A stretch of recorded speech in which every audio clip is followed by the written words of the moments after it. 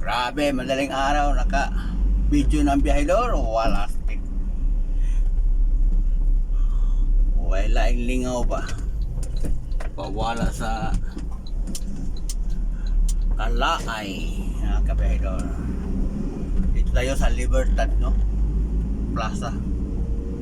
So, makita natin yung kulay-kulay na yan, nga parang building. Parang building lang yan, pero design talaga yan. Yan ang building poste lang. Ano yung tingnan? Wow. Laking gasto siguro niyan kahit ganyan lang.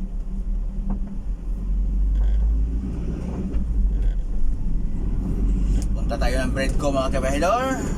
Mayroon tayong titirahin opisina doon. Kailangan talaga madaling araw titirahin dahil bawal sa araw.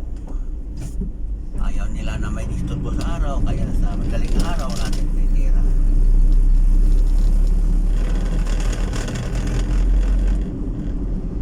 Each mile. Ito lang ang plaza nga, napakagulo. Daming mga tinatinda sa gilid. Daming mga bahay-bahay.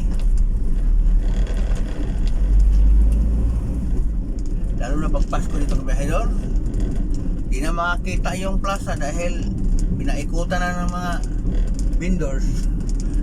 Nawala yung view ng plaza pag tuwing Pasko. Dapat sana pag Pasko maraming mga tao mamasyal.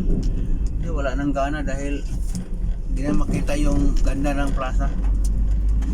Puro na lang mga bahay-bahay sa gilid.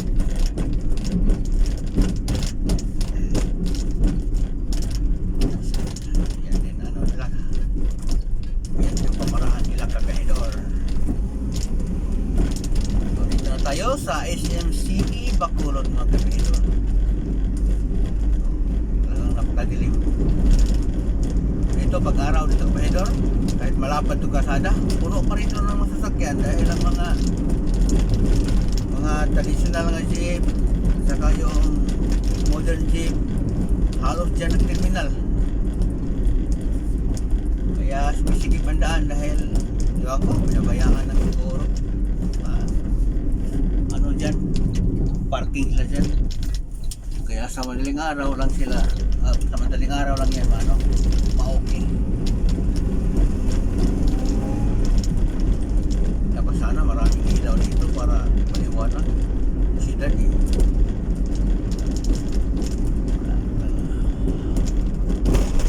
Yaw-yaw na naman ang biyahe ko sa madaling araw.